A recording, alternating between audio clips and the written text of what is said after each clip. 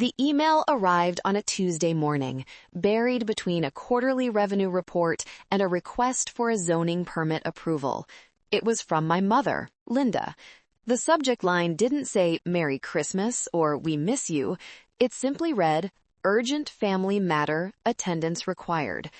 I remember staring at the screen in my office, the panoramic view of the city skyline stretching out behind me, feeling that old, familiar knot of anxiety tightening in my stomach.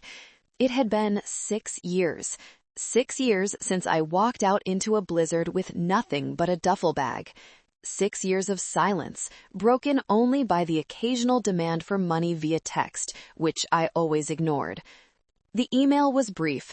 They were hosting the annual Sterling Family Christmas Gala at the Grand Plaza Hotel.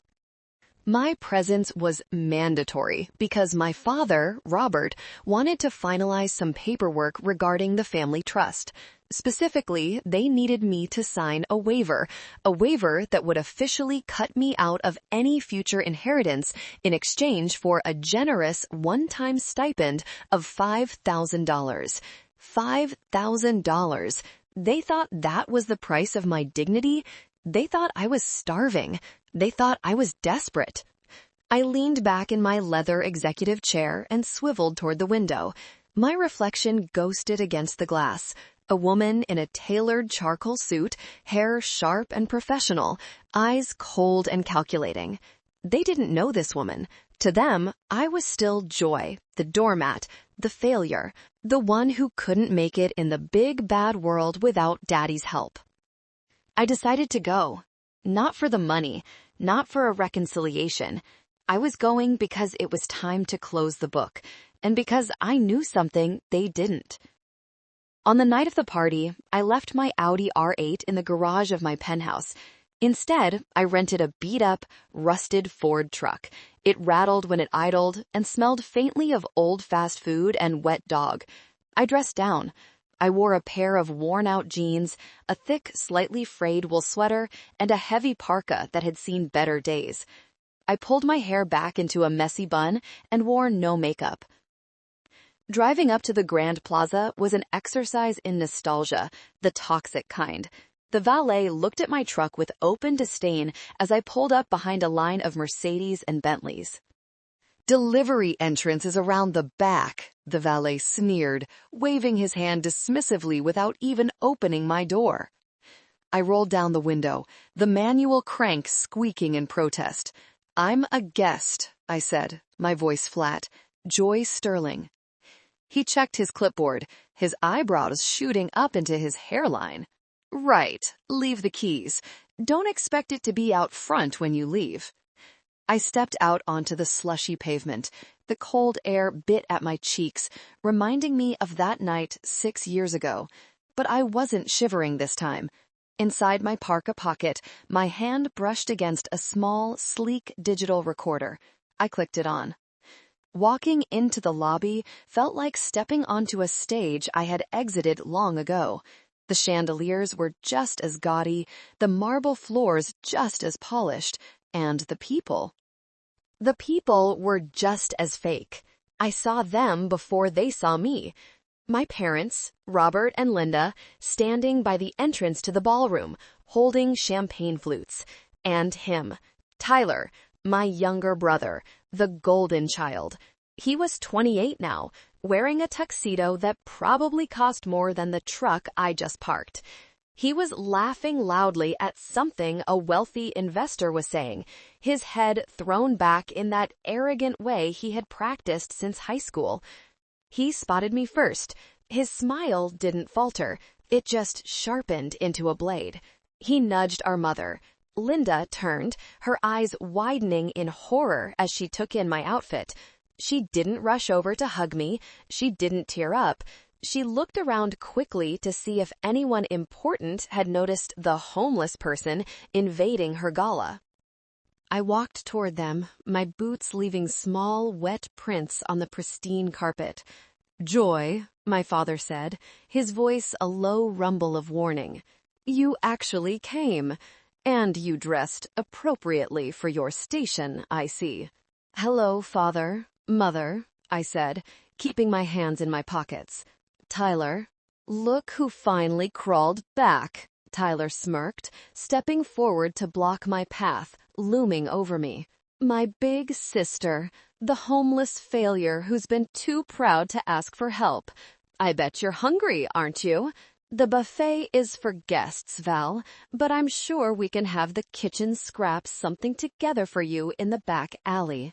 I'm here for the paperwork, Tyler, I said quietly. Oh, we'll get to the paperwork, Tyler chuckled, clinking his glass against my father's.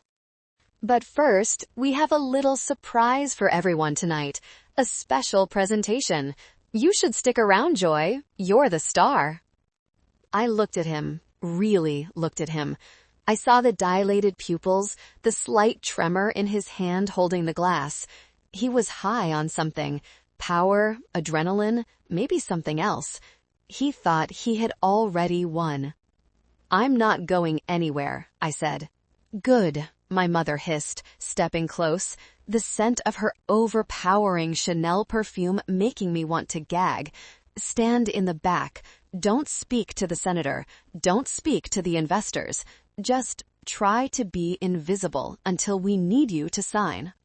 I nodded slowly.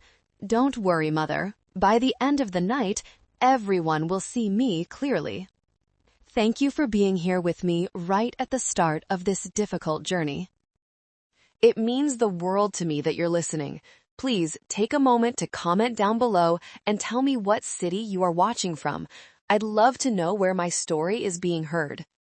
The ballroom was a sea of velvet, silk, and hypocrisy. I moved to the periphery, near a towering ice sculpture of a swan, grabbing a glass of water from a passing tray. The waiter gave me a look of pity that stung more than Tyler's insults. I watched the room. I recognized faces from the business pages, people I had dealt with anonymously over the last few years. There was Senator Miller, a man of integrity I respected. There was old Mr. Henderson, the family lawyer, looking frail and uncomfortable in the corner.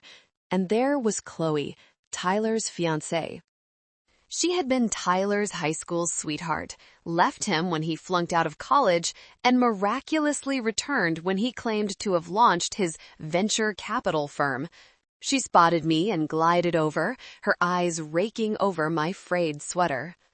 "Oh my God, Joy," she said, her voice loud enough to turn heads nearby. "Is that moth damage on your sleeve? That is so tragic." "Hello, Chloe," I said. She leaned in, whispering conspiratorially, but with a malicious glint in her eyes. "Ty told me you were living out of your car. Is that true? Listen, if you need, old clothes, I was going to donate a bunch of last season's Prada to Goodwill. I could let you have first pick." "That's very generous," I replied dryly, "but I manage." "Suit yourself," she shrugged, accidentally on purpose bumping my arm so water sloshed onto my wrist. "Oops, clumsy me. Well, at least water won't stain that, whatever that fabric is. Polyester?" She walked away, giggling as she rejoined Tyler. Tyler was holding court near the stage. I could hear snippets of his conversation. He was bragging about crypto assets and leverage. He was using buzzwords he didn't understand to impress men who understood them all too well. I saw a few of the older investors exchanging skeptical glances. Tyler was drowning, and he didn't even know it. My father, Robert, took the microphone on the small stage. The room quieted down. "Welcome, everyone," he boomed, putting on his best benevolent patriarch act. "To another wonderful year for the Sterling family. We have faced challenges, yes, but we remain strong, united." He didn't look at me. Not once. "Tonight is special," Robert continued, "because tonight we celebrate the future. My son, Tyler, has been working tirelessly on expanding our portfolio, and we also have a resolved family matter to attend to later." A resolved family matter? That was me. I was a loose end to be tied off, a stain to be bleached out. I felt a hand on my elbow. I turned to see Sarah Jenkins standing there. Sarah was technically my +1, though I hadn't told my parents I was bringing anyone. To the room, she looked like another underdressed nobody, wearing a simple cardigan and slacks. In reality, Sarah was the vice president of operations for my company, Sterling Horizons. She was a pit bull in human form and the most loyal friend I had. "The audio feed is clear," Sarah whispered, barely moving her lips. "Marcus is in position. He's waiting for your signal." "Not yet," I murmured. "Let them dig the hole a little deeper." "Your brother is listing a Ponzi scheme as a legitimate asset on the projector screens," Sarah noted, looking at the scrolling presentation behind my father. "He's legally incriminating himself every time he opens his mouth." "I know. It's hard to watch, Joy," Sarah said softly, her eyes softening. "Not the business part. The way they treat you. It makes me want to scream. They aren't treating me like a person, Sarah. They're treating a memory. They're abusing a ghost." I took a sip of water. "The Joy they think is here, she died 6 years ago. Tonight, they're just poking a sleeping dragon." Tyler took the mic from our father. "Thanks, Dad. You know, success isn't just about making money. It's about character. It's about knowing your worth. And sadly, some people just don't have it." He looked directly at me then. The spotlight operator, clearly instructed beforehand, swiveled the beam. It cut through the dim room and landed squarely on me. I blinked in the harsh glare. The room gasped. Whispers erupted like wildfire. "There she is," Tyler announced, his voice dripping with mock sympathy. "My sister, Joy. We invited her tonight because, frankly, we were worried she'd freeze to death this winter." "It's hard when you make poor life choices, isn't it, Joy?" My mother covered her mouth with a delicate hand, playing the role of the heartbroken mother to perfection. "Oh, Tyler, don't be too harsh," she cried out, loud enough for the back row to hear. "She's still family, even if she has lost her way." I stood there, bathed in the light, feeling the heat of 300 pairs of eyes. Shame tried to claw its way up my throat. That old, conditioned reflex to apologize, to shrink, to hide. But I grounded myself. I felt the recorder in my pocket. I felt the black Amex card tucked in my inner pocket. I felt the truth. I didn't look down. I stared right back at Tyler. "Enjoy the microphone, Tyler," I thought, "because it's the last time you'll ever hold one." To understand why I stood there so calmly while my own flesh and blood tried to dismantle me, you have to understand the night I died. Or rather, the night the old Joy died. It was Christmas Eve, 6 years ago. The setting was the same house, different party. I was 28. I was working 3 jobs, barista in the morning, data entry in the afternoon, and tutoring at night. I was sending 70% of my paycheck to my parents because they claimed they were cash poor due to market fluctuations. I arrived home exhausted, my hands chapped from washing dishes, my eyes burning from lack of sleep. I had saved up $3,000. It had taken me 2 years of skipping meals and walking to work to save that money. It was for my master's degree. It was my ticket out. When I walked in, the atmosphere was heavy. Tyler, then 22, was sitting on the couch with his head in his hands. My mother was pacing. My father was on the phone with a lawyer. "What happened?" I asked, dropping my bag. "Tyler had an accident," Mom said, her voice trembling. Not with anger at him, but with fear for him. He hit a parked car, a Porsche, and he left the scene." "He did what?" I stared at Tyler. "Tyler, were you drinking?" "It doesn't matter," Dad snapped, slamming the phone down. "What matters is the owner of the Porsche knows it was him. He's willing to settle out of court to keep the police out of it, but he wants $10,000 by tomorrow morning for repairs and silence." "Okay," I said, confused. So pay him. You guys just bought a new boat. We can't liquidate that fast, Joy, Mom cried. We don't have the cash on hand. We're over-leveraged. Then 3 pairs of eyes turned to me. Joy, Dad said, his voice changing from angry to commanding. You have that savings account, the one for school. I stepped back. No, Dad, no. That's my tuition. I start in January. I've already paid the deposit.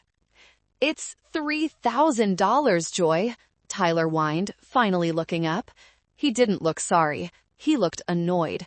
I can't go to jail. I have a reputation. I'm rushing a fraternity.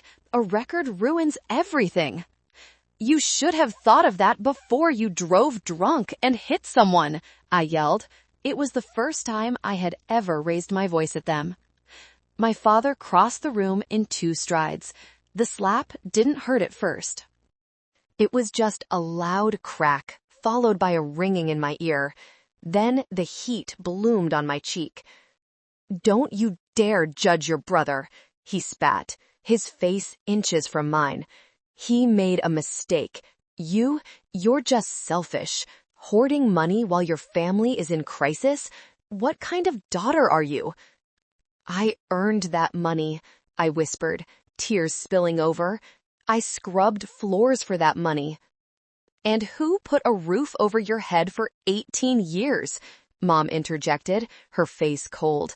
Give us the money, Joy, or get out.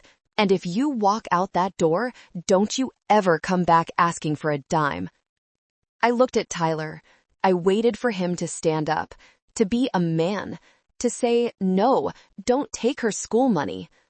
Tyler just looked at me, shrugged, and said, come on, Joy. You're not smart enough for grad school anyway. You're just wasting it. Help me out. That was the moment. It wasn't the slap. It wasn't the demand for money. It was the realization that to them, I wasn't a human being with dreams. I was a resource. I was an appliance, a toaster that they kicked when it didn't pop up the bread fast enough. Something inside my chest, a tight wire that had been holding me together for decades, snapped. But it didn't snap into hysteria. It snapped into clarity. The tears stopped instantly. The heat in my face cooled into ice. Okay, I said. Okay? Mom blinked, surprised by my sudden calm. You'll transfer it? No, I said. I mean, okay, I'm leaving. You won't last a week, Dad sneered. You need us. I really don't think I do, I replied. My voice sounded strange to my own ears, devoid of emotion, purely analytical. I walked up to my room. I didn't pack everything. I packed only what I had bought with my own money. My laptop, my jeans, my heavy coat. I left the jewelry they gave me for my 16th birthday. I left the expensive dresses they bought so I would look good in their family photos. I walked downstairs, past them. They didn't stop me. They expected me to turn around at the door, crying, begging to stay. I opened the door. The wind howled, snow swirling into the hallway. If you walk out, Dad yelled, you are dead to us. I looked back one last time. I took a mental photograph of them. The fear, the arrogance, the entitlement. I stored it away, not as a memory of love, but as fuel. Merry Christmas, I said. And I closed the door. That night, I slept in my car in a Walmart parking lot. It was 12 degrees below zero. I wrapped myself in 3 blankets and shivered until my teeth ached. But as I lay there, watching the frost form on the inside of the windshield, I felt a strange, terrifying sensation. I was free. The first year was hell. I'm not going to sugarcoat it. There is no romance in poverty. I showered at the gym. I ate peanut butter out of the jar. I worked 4 jobs. But I kept that $3,000. That was my seed money. I found a job as a receptionist at a small, struggling real estate firm. The owner, an elderly man named Mr. Abernathy, was losing his eyesight and his grip on the market. He kept me around because I was cheap, and I organized his chaotic filing system. One night, I was sleeping in the supply closet. I had told Mr. Abernathy I was working late, but really I had nowhere else to go, when I found a stack of files in the trash. Foreclosures, distressed properties that the firm had given up on.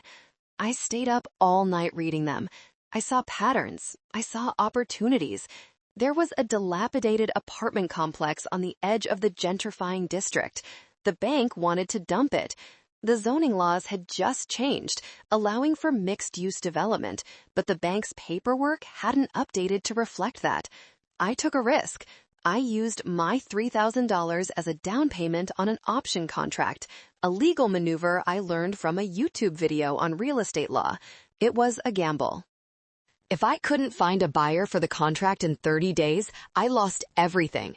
I hit the phones, I didn't use my name, I created an email alias, J. Sterling Acquisitions. I sounded like a man. I sounded experienced. On day 29, I sold the contract to a developer for a $20,000 profit. Mr. Abernathy found out. Instead of firing me, he promoted me. "You have eyes like a hawk, girl," he told me, "and a heart like a stone. You'll do well." That was the beginning, but the real turning point was meeting Marcus Vance.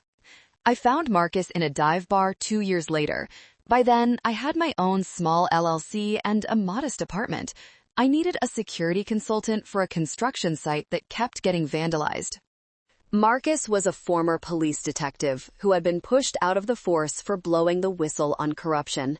He was drinking his pension away, looking for a fight. He took the job because he needed cash for his daughter's tuition. He expected me to be another slumlord. But when the vandals turned out to be local kids with nowhere to go, I didn't call the cops. I hired them. I started a trade apprenticeship program on the site. Marcus watched me do that. He watched me talk down a gang leader with nothing but respect and a job offer. One rainy Tuesday, Marcus walked into my office. He looked sober. He looked sharp. "Why are you doing this, Joy?" he asked. "You work 18 hours a day. You eat takeout at your desk. You don't date. You don't take vacations. What are you running from?" "I'm not running from anything, Marcus," I said, looking up from a stack of blueprints. "I'm running towards a moment." "What moment?" "The moment where no one can ever tell me I'm worthless again." Marcus nodded slowly. "I looked into you, your family, the Sterlings in Albany, high society, lots of debt. The brother is a mess." I froze. "You investigated me?" "It's what I do," he shrugged. "Your brother, Tyler, he's in deep with some bad loan sharks. And your parents are leveraging their assets to cover for him. They're bleeding, Joy, and they're going to come looking for a donor soon." That was 4 years ago. Marcus became my right hand. He wasn't just security. He was my eyes and ears. We built Sterling Horizons together. We moved from flipping houses to acquiring commercial debt. We bought shopping malls, logistics centers, and luxury hotels. We operated in the shadows. I used shell companies. I never put my face on the brochures. I wanted the power, not the fame. Fame makes you a target. Anonymity makes you a ghost, and ghosts can walk through walls. I kept tabs on my family. I knew when they sold the summer house. I knew when Tyler got fired from the brokerage firm for embezzlement, hushed up by Dad. I knew everything. So, when the invitation to the Christmas party came, I wasn't walking in blind. I was walking in with the map, the keys, and the deed to the building. By the time I received that email from my mother, Sterling Horizons was no longer a startup. We were a titan. My personal net worth had crossed the $80 million mark thanks to a massive government contract for urban revitalization that I had secured 6 months prior. But I never changed my lifestyle drastically. I drove a nice car, lived in a secure building, but I didn't flash it. My revenge wasn't going to be a Lamborghini. It was going to be total, absolute leverage. 3 months before the Christmas party, Marcus walked into my office with a thick red folder. "It's done," he said, dropping it on my mahogany desk. The bank agreed? I asked, not looking up from my laptop. They were happy to unload it. The Sterling family mortgage, the business loans, the line of credit for Tyler's failed venture. It was all packaged as toxic debt. We bought it for 60 cents on the dollar. I stopped typing. My fingers hovered over the keys. A slow, cold smile spread across my face. So I own it? I whispered. I own the house I grew up in. I own the boat. You own the air they breathe, Marcus corrected. Technically, you are now their primary creditor. If they miss one payment, you can foreclose. And Joy, they haven't made a full payment in 4 months. Why hasn't the bank moved on them? Because your father plays golf with the regional manager. But the bank got bought out last week. By us. Well, by a subsidiary of a subsidiary. I opened the file. There it was. My parents' financial autopsy. It was worse than I thought. They had liquidated their retirement funds to pay off a gambling debt Tyler incurred in Vegas. They had second mortgages on everything. They were putting up a front of opulence while drowning in red ink. And then, the kicker. There's more, Marcus said, sitting down. Tyler knows they're broke. He's looking for a way to secure his future before the ship sinks. He hired a PI. I looked up sharply. To investigate who? You. I laughed, a dry, humorless sound. Let me guess, he wants to prove I'm incompetent so he can challenge the trust fund that's empty? He doesn't know it's empty, Marcus said. He thinks there's still a grandmother rose clause, the old inheritance that kicks in when you turn 35. He wants to prove you are mentally unstable or destitute so he can apply for conservatorship over your share. He wants to Britney Spears me, I realized, the audacity of it taking my breath away. Exactly. He hired a guy named Vance to do the dirt digging. I stared at Marcus. Vance? As in, you? Marcus grinned, a wolfish expression that terrified our competitors. He didn't check the first name. He just looked for Vance Investigations in the directory. He called my old number, the one that forwards to my burner phone. So, my brother hired my head of security to investigate me? He offered me $5,000 to find dirt. Specifically, he wants photos of you looking homeless. He wants evidence of drug use. And if I can't find it, he hinted that I should create it. I leaned back, closing the file. The pieces were falling into place. The universe wasn't just opening a door, it was rolling out a red carpet. Take the job, Marcus, I said softly. I already did. I told him I'd have a full report ready for the Christmas gala. Perfect, I said. Prepare 2 reports. One that tells him exactly what he wants to hear, and one that tells the truth. Back in the ballroom, the spotlight was still on me. The murmurs of the crowd were a physical weight. Tyler was beaming, his face flushed with the triumph of a bully who thinks his victim is cornered. So, Joy, Tyler said into the microphone, his voice booming. We wanted to help you. We really did. But we need to protect the family legacy. Dad, Mom, I think it's time we showed everyone why we had to make the hard decisions regarding my sister. He gestured to the side of the stage. I hired an independent investigator to track Joy down. We wanted to make sure she was safe. But what we found, well, it broke our hearts. This was the cue. Marcus stepped out from the shadows.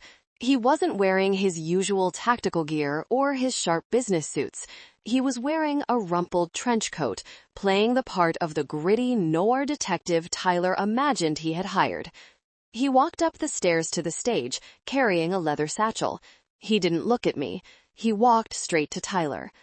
Mr. Sterling, Marcus said, his voice gravelly near the mic. I have the findings you requested. Thank you, Mr. Vance, Tyler said, reaching for the satchel. Please, tell the room. Don't spare the details. We're all family here. Marcus pulled out a thick blue folder. He held it up. "This report," Marcus began, "details the subject's living conditions, financial status, and moral character over the last 6 years." "Go on," my mother urged from the front row, dabbing her dry eyes with a handkerchief. "Tell us, is she on drugs?" Marcus opened the folder. He looked at the paper, then looked at the audience. The tension was thick enough to choke on. "The subject," Marcus read, "was observed frequenting a soup kitchen on 5th Street. A gasp from the crowd. Tyler nodded solemnly. "Tragic." "The subject drives a 2008 Ford truck with significant rust damage," Marcus continued. "I saw it outside," Chloe chirped. "It's hideous." "The subject," Marcus said, "spent the last 3 nights sleeping in a Motel 6 on the outskirts of town." My father shook his head, a performance of deep disappointment. "We gave her every opportunity, every advantage." "And finally," Marcus said, turning the page, "the subject has been involved in numerous legal battles regarding property disputes." Tyler grabbed the mic. "See? Legal battles, probably evictions, criminal trespassing. Ladies and gentlemen, this is why we cannot allow Joy access to the family trust. She is unstable, she is destitute, and for her own good, we are filing for emergency conservatorship tomorrow morning." The room was silent. I saw pity in some eyes, disgust in others. I stood there, letting the waves of their judgment wash over me. I waited for the peak. I needed them to commit fully. I needed them to put their names on the lie. "Joy," my father said, turning to me, "do you have anything to say for yourself before we have security escort you out?" I reached into my pocket. I pulled out my phone and tapped the screen once. The massive projector screen behind Tyler, which had been displaying the Sterling family crest, flickered. "Actually, Dad," I said, my voice projecting clearly without a microphone, trained by years of boardroom presentations, "I think Mr. Vance read the wrong report." Tyler laughed. "What? That's the report he wrote." "No," Marcus said. His voice changed. The gravel was gone. It was crisp, authoritative. He dropped the trench coat to the floor, revealing a bespoke Italian suit underneath. He looked at Tyler with a predator's grin. "That was the report you paid me to write, Tyler. But I work for a higher bidder." Marcus reached into his satchel and pulled out a red folder. "This," Marcus announced, "is the real report." "What is this clown doing?" Tyler hissed, reaching for the red folder. Marcus stepped back smoothly, keeping the folder out of reach. "I wouldn't grab things that don't belong to you, Tyler. You have a bad habit of doing that." The screen behind them changed. It wasn't a picture of me. It was a bank statement, a very detailed, very incriminating bank statement. "What is that?" my mother squinted. "That," I said, stepping forward, the crowd parting for me like the Red Sea, "is the ledger for the Sterling Family Trust. Specifically, the withdrawals made over the last 18 months. I walked toward the stage. My gait wasn't the shuffle of a homeless woman. It was the stride of a CEO. "Marcus, please read the highlighted entry," I commanded. "October 14th, Marcus read, his voice amplifying through the sound system. "Wire transfer, $250,000. Recipient, Crypto King Holdings, LLC. Owner of record, Tyler Sterling." The room erupted in whispers. "That's a lie," Tyler screamed, his face turning red. "That's a business investment." "Is it?" I asked. "Marcus, next slide." The screen changed. It showed a photo of a luxury yacht in the Mediterranean. "November 2nd, Marcus read, "Charter fee, $50,000. Paid for by the Charitable Foundation of Sterling." Guest list includes Tyler Sterling, Chloe Miller, and various unlisted guests. You stole from the charity fund? Senator Miller's voice boomed from the audience. He stood up, his face thunderous. I donated to that fund, Robert. That was for the children's hospital. My father looked panic-stricken. Senator, please, there must be a misunderstanding. This man is a fraud. He's an actor Joy hired. I am a licensed private investigator, Marcus said calmly, flashing his badge. And I am also the head of corporate security for Sterling Horizons. My findings are admissible in court, and they have already been sent to the district attorney. The district attorney? My mother shrieked. I reached the steps of the stage. I looked up at my family. They looked small now, shrinking with every second. You wanted to talk about my finances, Tyler? I asked. Let's talk about yours. You're broke. You gambled away the liquid assets. You drained the trust. And now you're trying to declare me incompetent so you can liquidate the only thing left, Grandma Rose's bond portfolio. It's my money, Tyler yelled, spit flying from his mouth. I am the heir. I am the one who stayed. You left. You abandoned us. I escaped, I corrected him. Security, my father shouted. Get this woman out of here and arrest this man. 2 burly security guards started to move toward the stage. Stop, I said. I didn't shout. I just said it with absolute authority. The guards hesitated. Check your paychecks, gentlemen, I said to the guards. Look at the signing authority on your checks for the last 3 months. The Grand Plaza Hotel was acquired by a holding company recently. Look at the name. One of the guards, the head of the detail, pulled out his phone. He checked his banking app. He looked at me, then at my father. It says Sterling Horizons, the guard said. That's right, I said. I finally climbed the last step onto the stage. I stood next to Tyler, taking the microphone from his limp hand. I am the CEO of Sterling Horizons, I announced to the room. I own this hotel. I own the catering company that made the food you're eating. And as of this morning, I turned to my parents. I own the mortgage on your house. I own the liens on your cars. And I own the debt you defaulted on. The silence that followed was absolute. You could hear the ice melting in the glasses. You, my father stammered. His face had gone from red to a ghostly pale gray. He looked like he was having a stroke. That's impossible. You pump gas. You drive a truck. I drive a truck because I was moving donations to the shelter this morning, I said.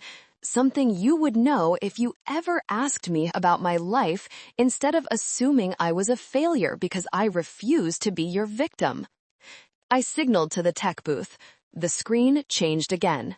This time it was the cover of Forbes magazine from last month. The headline, The Ghost Developer, How Jay Sterling is Reshaping the East Coast. The photo was a silhouette, but the profile was unmistakably mine. I built a company from nothing, Dad, I said, my voice trembling slightly with the release of 6 years of suppressed rage.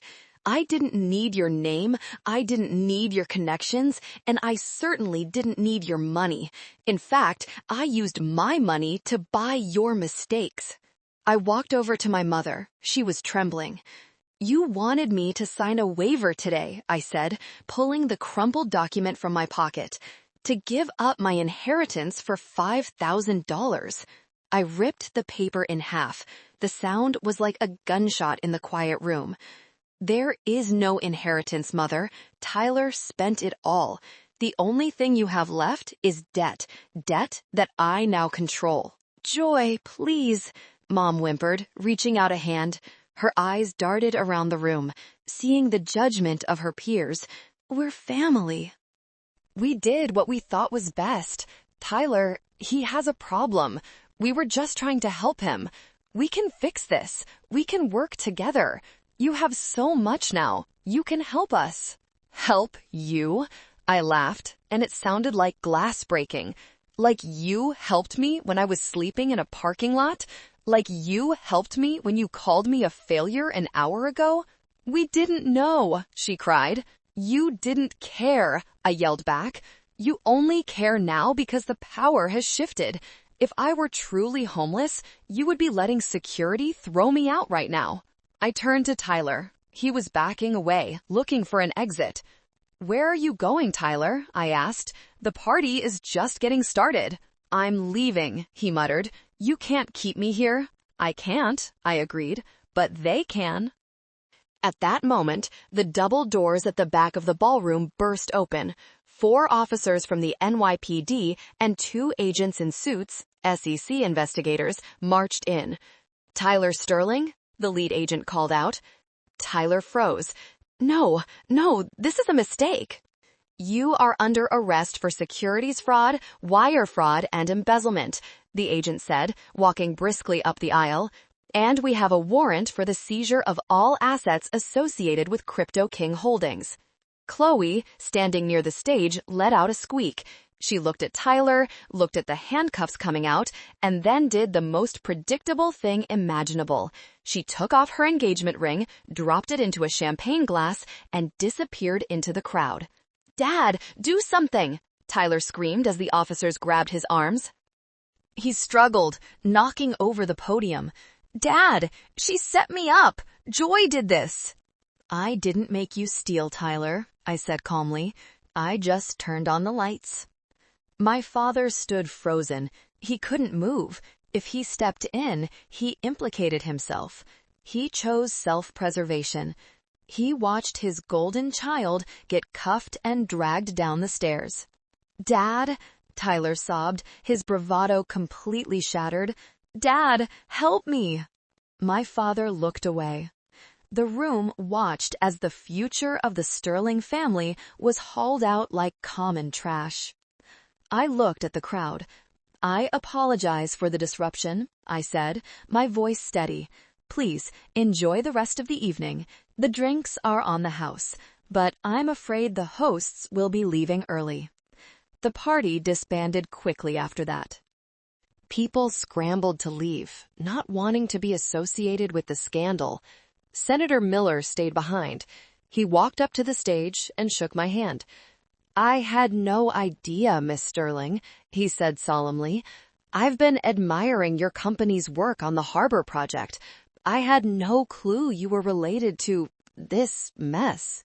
I tried to keep it separate, Senator, I said, but sometimes you have to burn the dead wood to save the forest.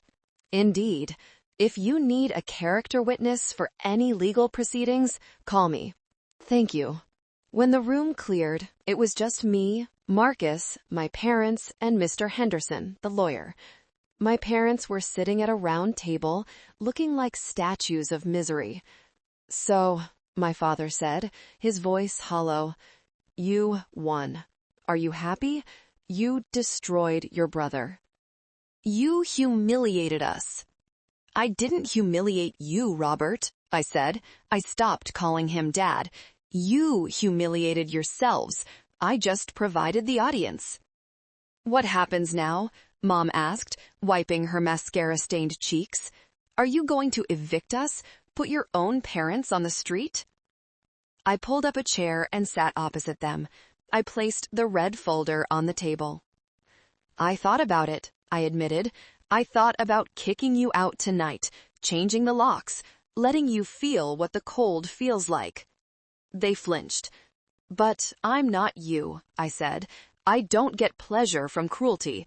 However, I am a businesswoman, and you are a bad investment. We can pay you back, Dad said weakly. I have contacts. Your contacts just watched your son get arrested for a Ponzi scheme. You have no contacts. You have no credit.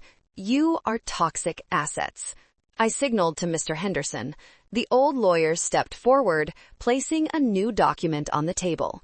This, I said, is a settlement agreement. Settlement? Dad squinted at it. Option A, I outlined. I foreclose on the house. I seize the cars. I sue you for the money you helped Tyler steal from the trust, which makes you accessories to fraud. You go to prison, or at the very least, you spend the rest of your lives in bankruptcy court. My mother sobbed. Option B, I continued, you sign the house over to me voluntarily.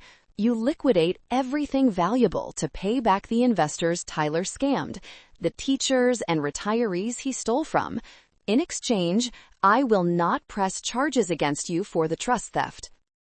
And where will we live? Mom asked, her voice trembling. I bought a condo, I said, in Florida. It's a 2-bedroom. It's in a nice retirement community. It's fully paid for. You will receive a monthly stipend, enough for groceries, utilities, and basic needs.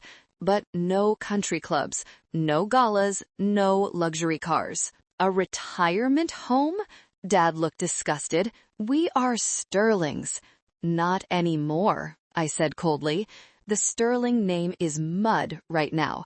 You are Robert and Linda, and you are lucky I'm giving you a roof over your heads at all. And if we refuse? Dad challenged, trying to find one last scrap of leverage. Then look at the last page of the folder, I said. He flipped to the back.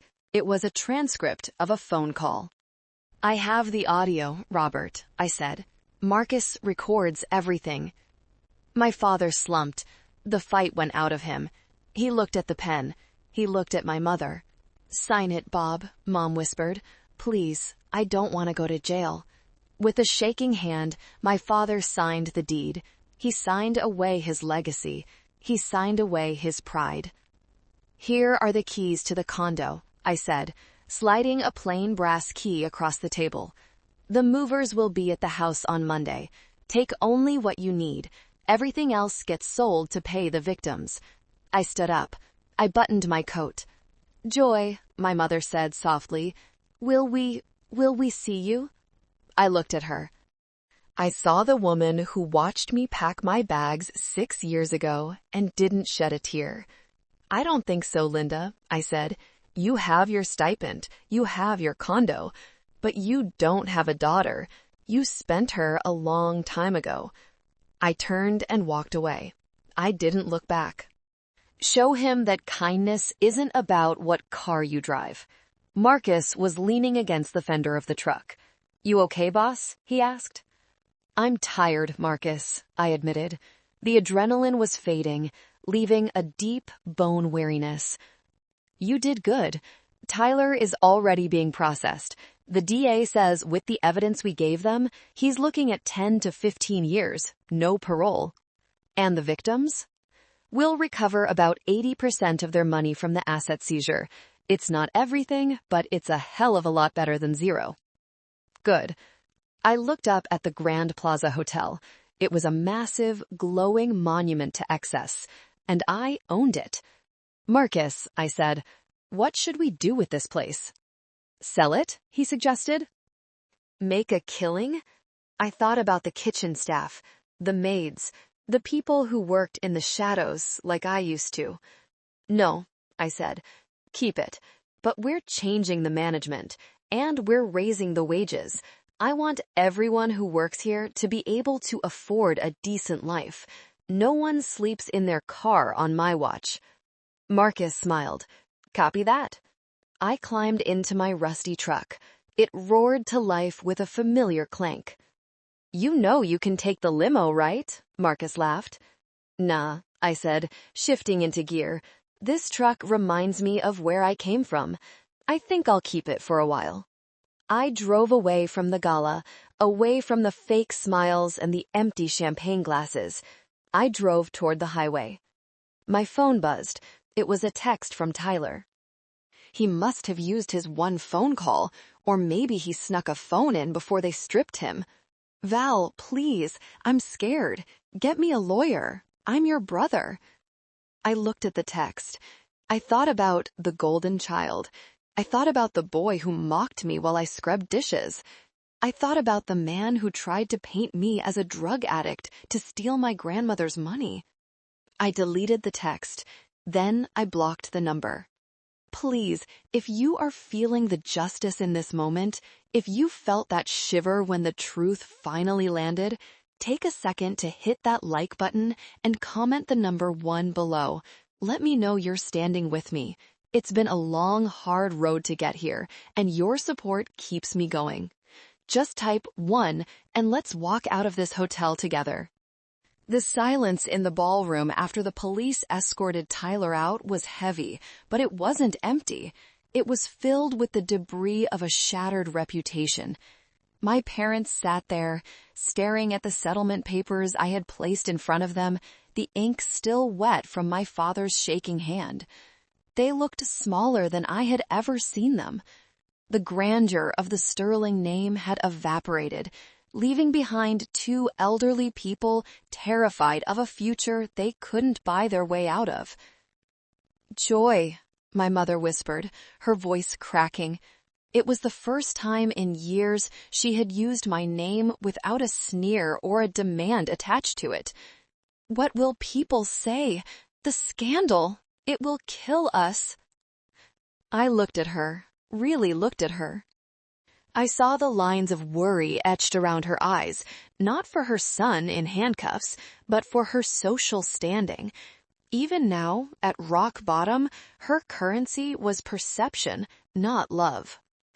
"People will talk, Mother," I said softly, gathering the red folder and placing it back into Marcus's satchel. "They'll talk for a week, maybe 2, and then they'll move on to the next shiny disaster. That's the world you worship. It's fickle, it forgets. But us?" Dad asked, his voice hollow, staring at the keys to the Florida condo I had slid across the table. We're finished." "No," I corrected him, feeling a strange sense of calm wash over me. "You're starting over.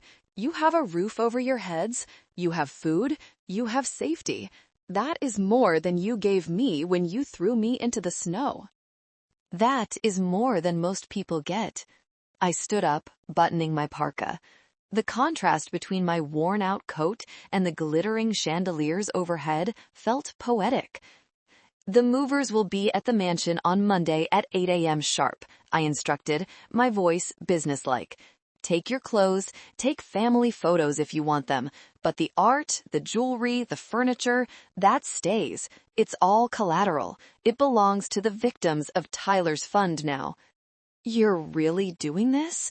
Dad asked, a flicker of his old anger trying to spark but failing. "You're evicting your own parents?"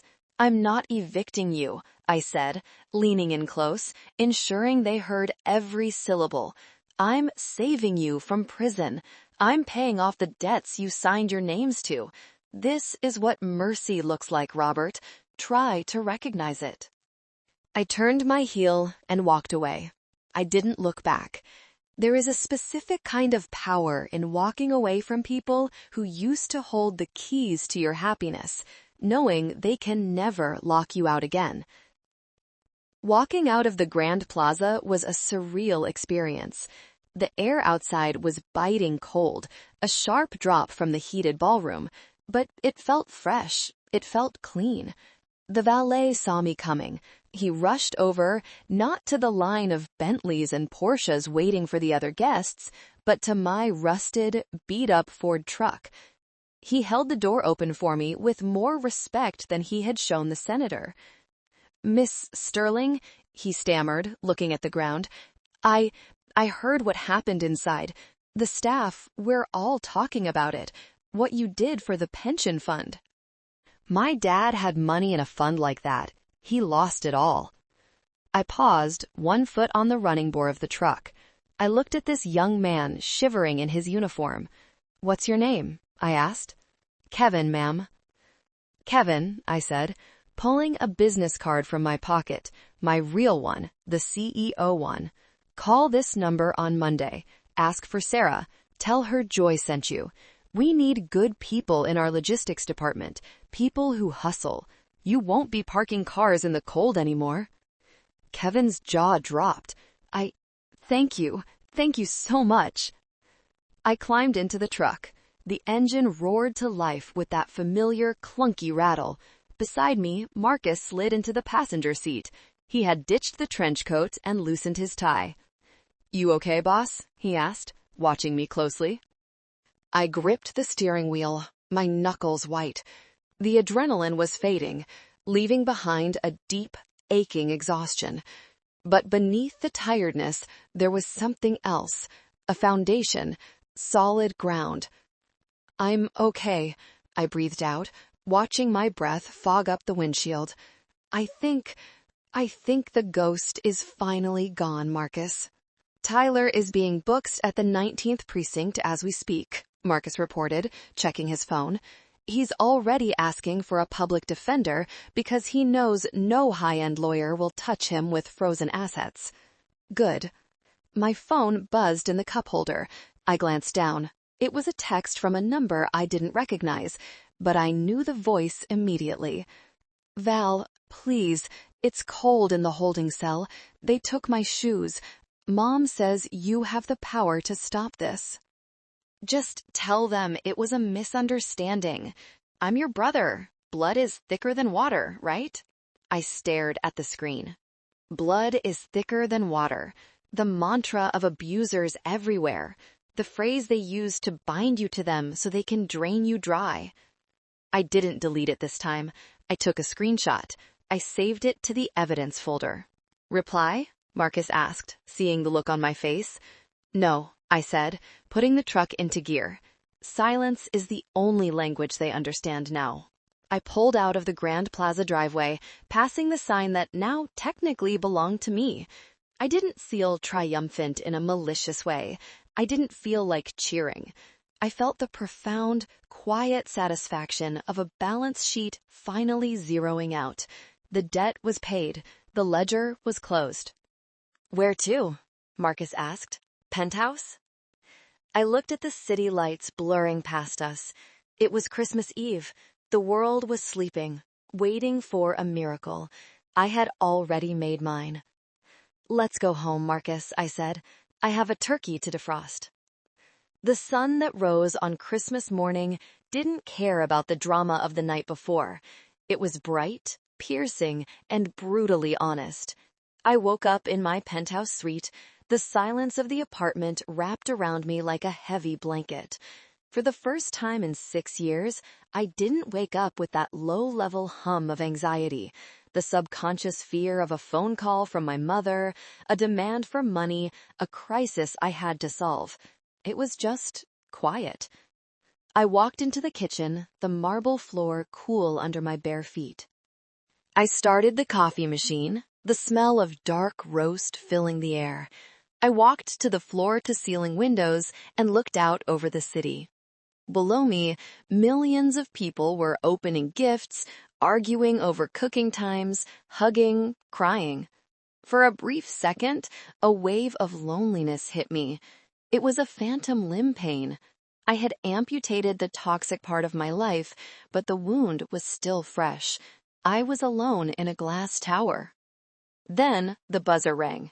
I frowned. The doorman knew not to let anyone up unannounced. I walked to the intercom. "Yes?" "Delivery for Miss Sterling," a voice crackled. It sounded suspiciously like Dave, my construction foreman. "I didn't order anything, Dave." "Yeah, well, the turkey didn't fit in the elevator, so we're coming up the freight lift. Open the door, boss." I couldn't help the smile that tugged at the corners of my mouth. I unlocked the freight elevator. A moment later, the doors slid open, and chaos spilled into my pristine hallway. It was Sarah, carrying a stack of Tupperware containers.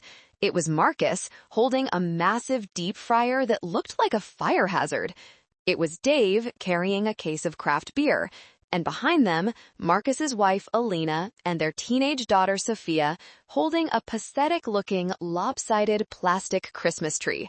"We figured your place was too clean," Sarah announced, marching past me and dumping a bag of bagels on the counter. "It needed some messing up. Merry Christmas, Joy." "We're invading," Marcus added, grinning. "Hostile takeover. Surrender your kitchen." I don't know what to say," I stammered, tightening the belt of my silk robe.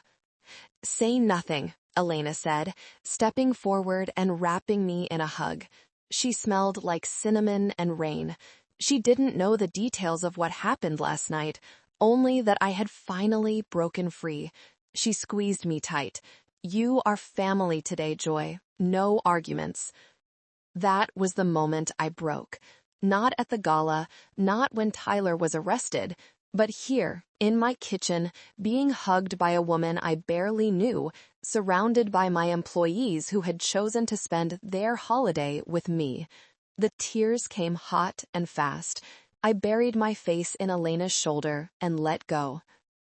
We spent the day turning my sterile penthouse into a home. Dave set up the deep fryer on the balcony. "Don't worry, boss. If it explodes, the snow will put it out." Sophia hijacked my massive television to play Mario Kart. Sarah and I sat on the floor, drinking mimosas and laughing until our sides hurt about the look on Chloe's face when the handcuffs came out. "You know," Sarah said, her voice turning serious for a moment as she looked at me, "you saved a lot of people last night. The employees at the hotel, they were terrified of the acquisition rumors. When they found out you were the buyer and that you were keeping them on, the union rep literally cried." "I just did what made business sense," I deflected, feeling shy about the praise. "No," Sarah shook her head. "Business sense is liquidation. What you did was human sense." "Don't lose that, Joy. That's why we follow you, not for the paycheck." Around 2 p.m., Marcus's phone pinged. He looked at it, then looked at me. "Update from the field," he said quietly.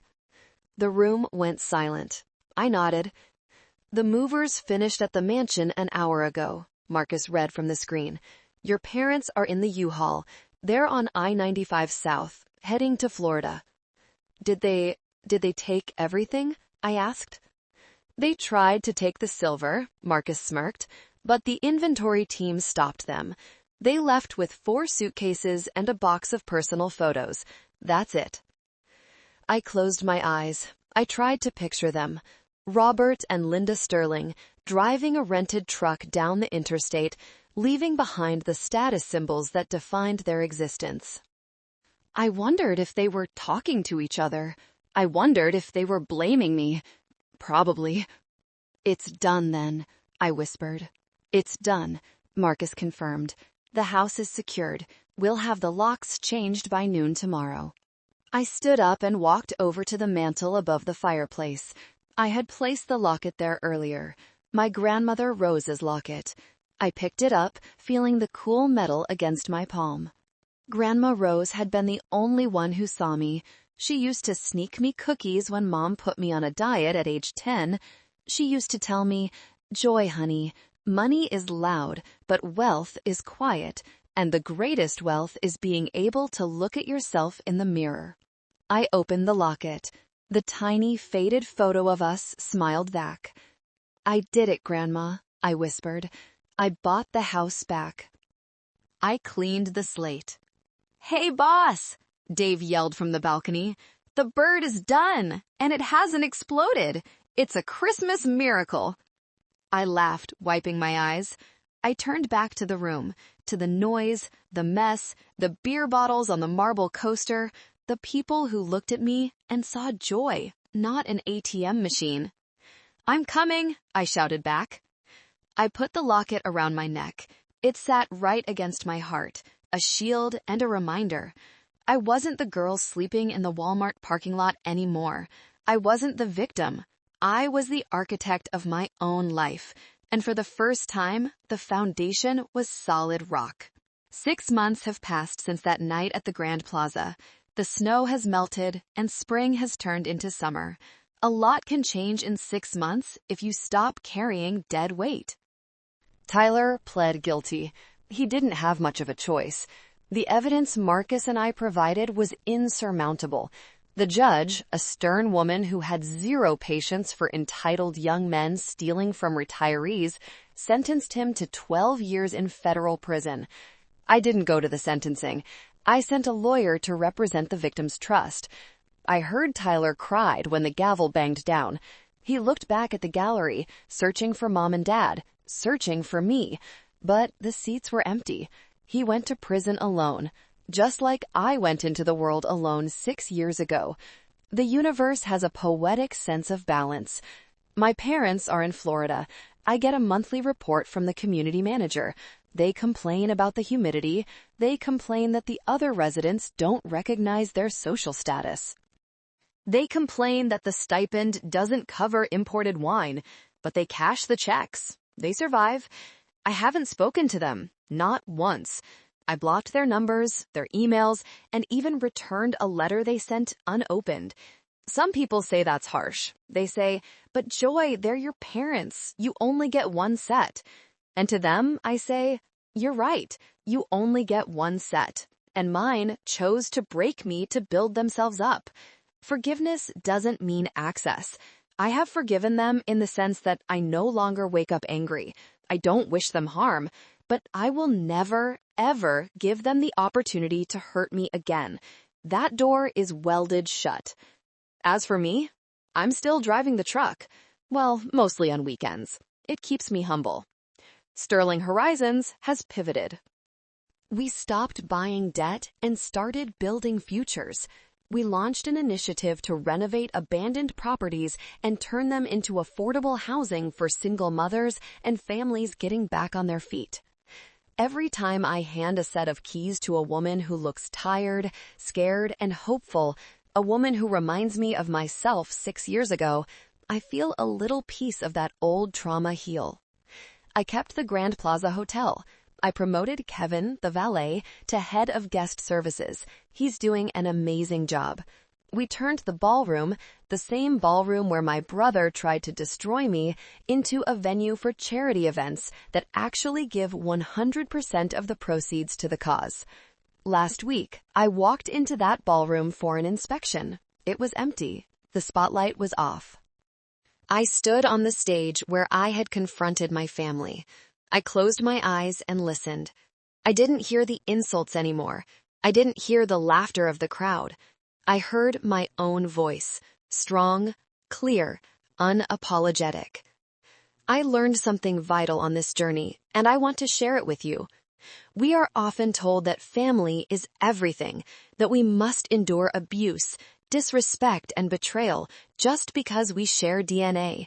But that is a lie. Family is not who you are born to. It is who you die for.